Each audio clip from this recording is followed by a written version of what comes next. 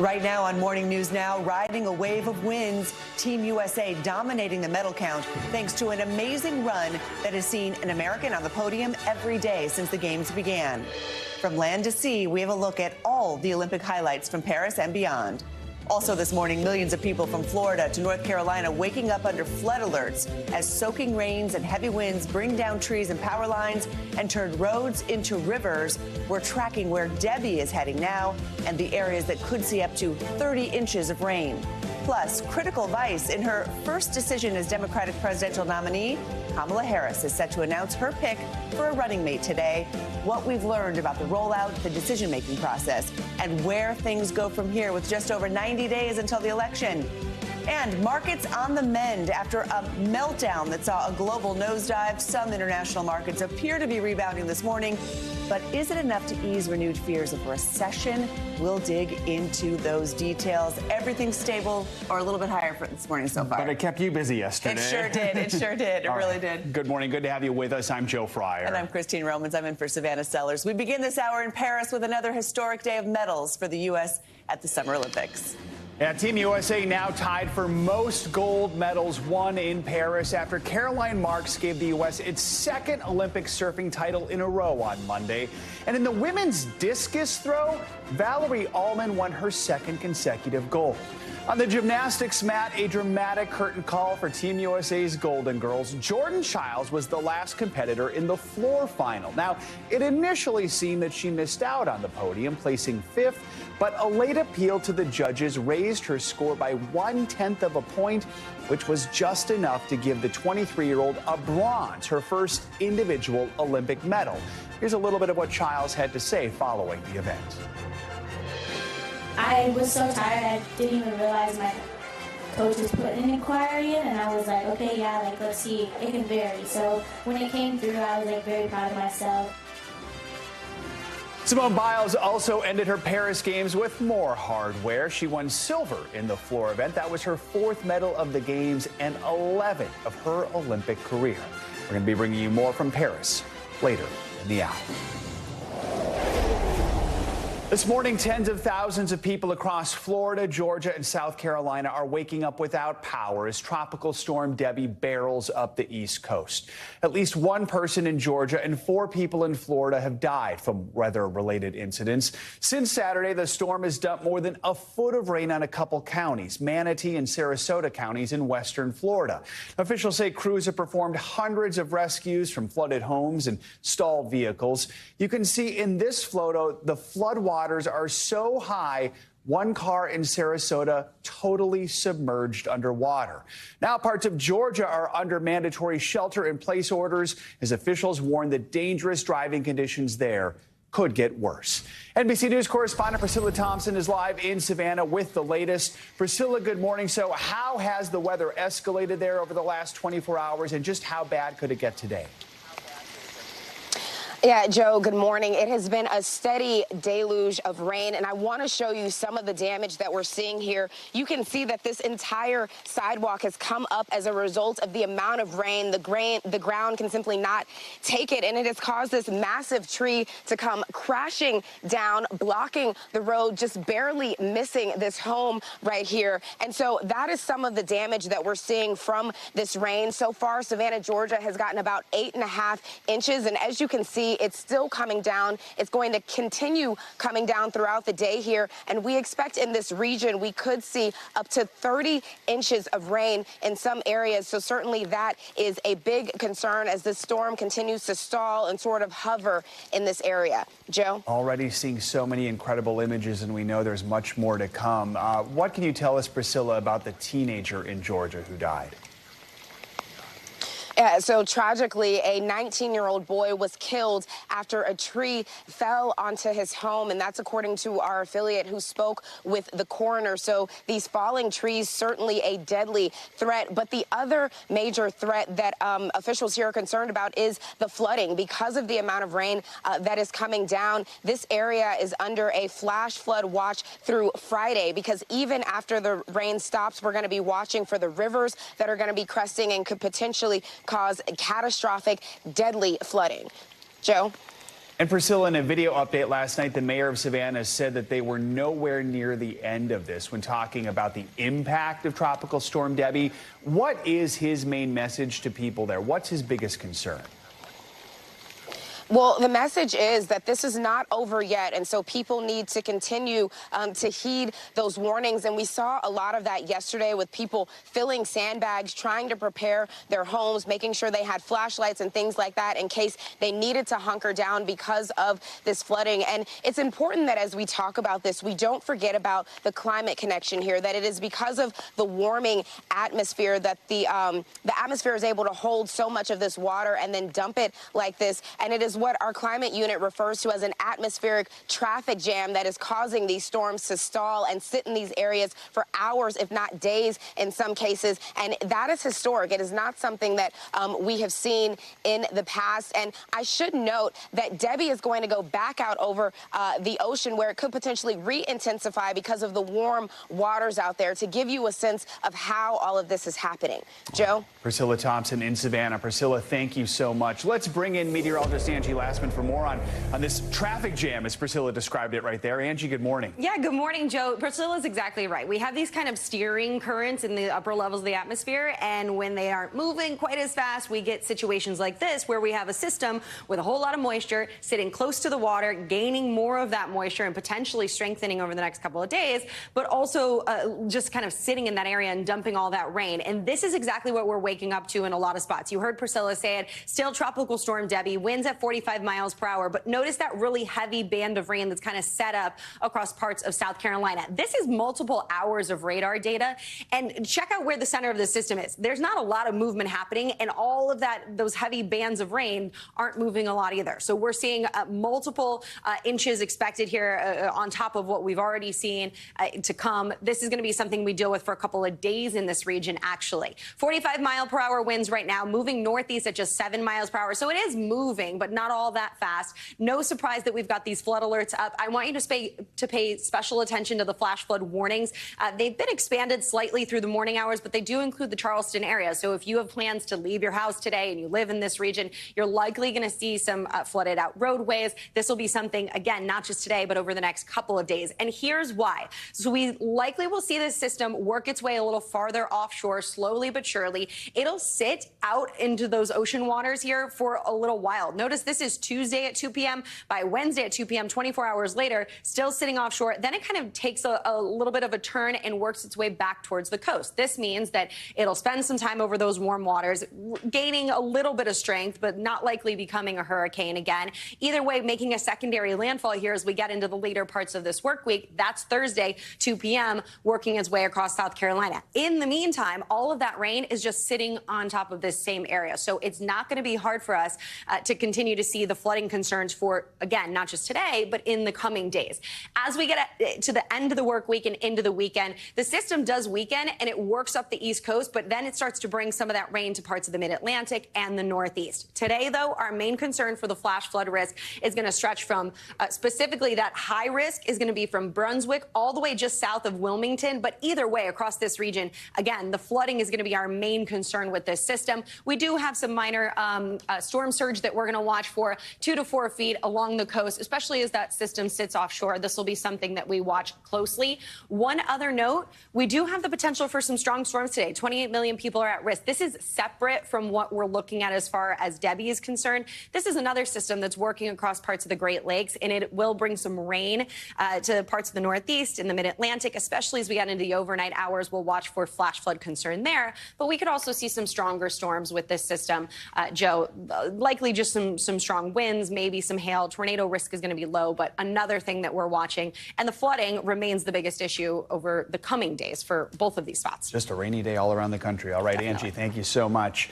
Today will be a consequential day in the race for the White House, with Vice President Kamala Harris set to announce her running mate just hours after she made history. Overnight, Ms. Harris officially became the Democratic presidential nominee, making her the first woman of color to lead a major party ticket. It comes comes after a 5-day virtual roll call by Democratic National Convention delegates, just over 2 weeks after President Biden announced that he would not seek re-election. Vice President Harris is expected to announce who her VP pick will be today ahead of a campaign rally tonight in Philadelphia for the newly minted Democratic ticket. The Harris campaign vetted 6 potential vice presidential contenders. According to a source familiar with the meetings, Ms. Harris met separately this past weekend with Arizona Senator Mark Kelly, Minnesota Governor Tim Walz, and Pennsylvania Governor Josh Shapiro.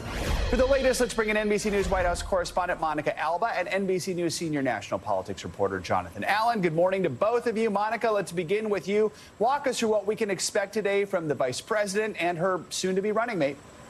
Well, I can tell you, Joe, that as of last night, Vice President Harris had not made her final decision. We understand she wanted to sleep on it for one more night before crystallizing that really important pick. But we do expect that she will formally announce that in the coming hours. And then, of course, the pair will appear together for the first time on stage in Philadelphia later this evening. And just a really fun fact here that shows you about how compressed this timeline was and the decision-making process. We understand that the Harris campaign actually has printed multiple signage options with multiple names on it to go with whatever decision she does end up making so that they can use them pretty immediately. So we expect the rollout today to look somewhat similar to what we've seen in past cycles, which is there will be this big announcement. It will likely be in the form of some kind of message to supporters or to the public. And then there will be some digital media and some video components that we see rolled out on a bunch of different platforms throughout the day to try to build some momentum into the event tonight, and then to really also start a major fundraising campaign, which is also what they do in these big moments. But we do believe that we know who the final contenders are. We think we know, but of course it's really ultimately up to her, and now we are very close to finally having that decision given the Ohio ballot deadline tomorrow, which is part of why the DNC needed to wrap up her nomination process, and then they'll do that for the vice presidential nominee in short order as well, Joe. So, John, let's bring you in. As we mentioned, there are 6 finalists who've been vetted by the Harris campaign. Seems like it got narrowed down to 3. Some are even thinking it's really narrowed down to 2. Explain to us the vetting process and ultimately what Harris seems to be looking for in her VP pick. I mean, the vetting process starts with, basically the records of these people. Eric Holder, the former attorney general, ran that process. I collected information on them. He and his team met with many of them. And ultimately, once they've cleared the vetting process or failed it, they're sort of winnowed down. The vice president met with some of them this weekend. And there's a public consumption version of what matters. And I think these things matter. But the public consumption version is she cares a lot about who a governing partner is. She cares about a personal relationship with this person, and hopefully they'll help her on the campaign trail. I think the reality is sort of the reverse of those things. All of them are important, of course, but the main key component for any vice presidential candidate is first, do no harm. Try not to be somebody out there referring to quote unquote childless cat ladies if you're going to be a vice presidential pick. And so it's basically the first to do no harm, and then hopefully they're able to help swing some sort of constituency or state a little bit in her direction. And there'll be, whoever it is, such an intense looking at that person's record. And so that's something, of course, that is going to make the news cycle over the next couple days. Monica, whoever it is, it's going to be a busy week ahead. They're set to visit a lot of battleground states. What's the goal here with this multi-state push? Yeah, they really want to barnstorm, but I have to tell you, just because of the story you were just covering in detail at the top of the show, Joe, some of these plans are now being postponed a little bit because of Tropical Storm Debby. So a planned trip to North Carolina, for instance, is now going to be moved in addition to that stop in Savannah, Georgia. So at least the end of the week is going to look a little bit different. But at first, she's going to be heading to those really key states, the so-called blue wall. She's going to do Pennsylvania, Wisconsin, and Michigan in those first 24 hours or so with her newly minted running mate. And then they will kind of readjust the schedule before she heads out west to Nevada and to Arizona. So they are really trying to put the focus on the Rust Belt and the Sun Belt. And they know that some of those battlegrounds where they have, according to some polls, at least tightened the margin a little bit, are a huge priority. So expect to see her and her running mate on the trail all week long, and then a little bit of that will continue next week as they try to ride some of that energy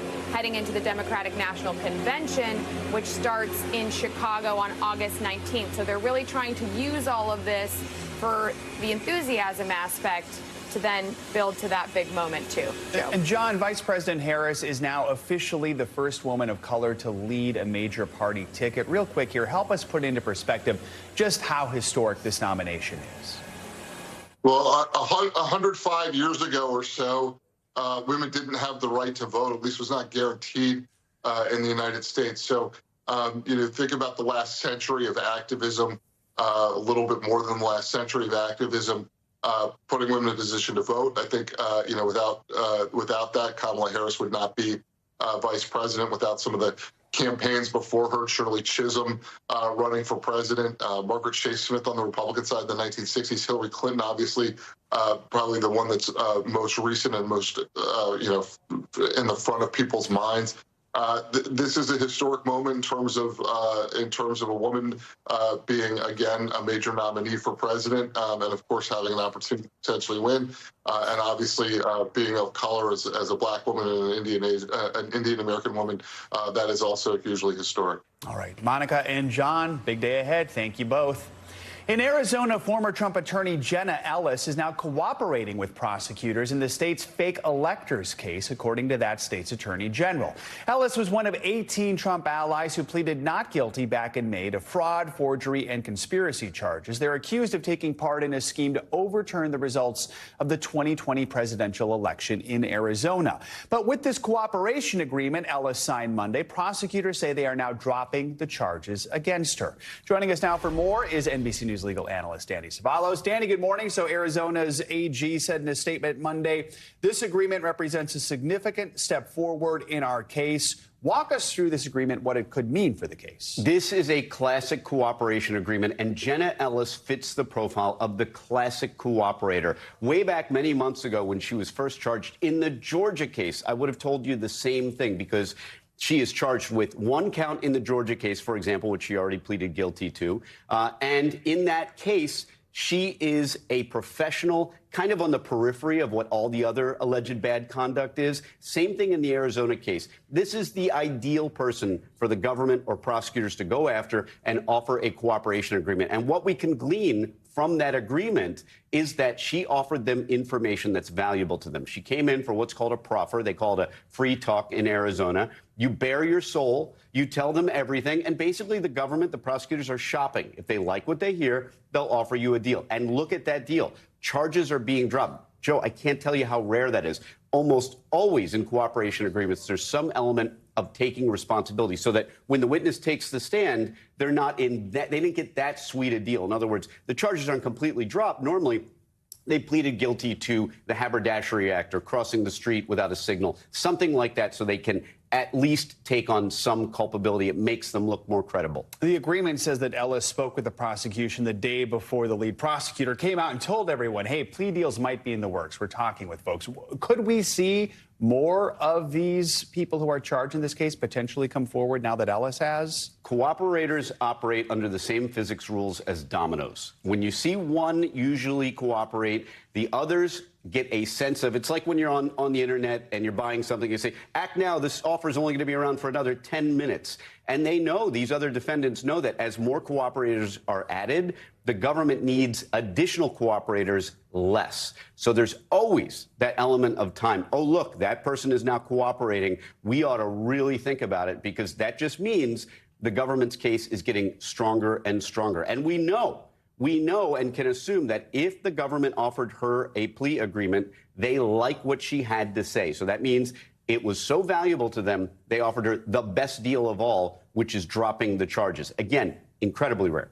Bottom line, where do things go from here for both the prosecution and those who are defending the suspects here? Oh, I think the prosecution lets this hang out in the air for as long as they can. And I think they know there are good chances that other defendants are coming forward. And by the way, if you were a betting person, Jenna Ellis would have been the ideal person to come forward early because she's already done so in other cases. And like I said, she fits the classic profile. I'll be honest with you. I'm a lawyer. If I was charged in the way Jenna Ellis was, I'd probably be the very first one to roll in on a proffer agreement and cut a deal, because professionals, lawyers like Jenna Ellis, have more to lose than, say, a hardened criminal who's looking at his third conviction. Those are the people who have the stomach to go to trial. People like me, forget it. I'd rather try the case than be the defendant. All right.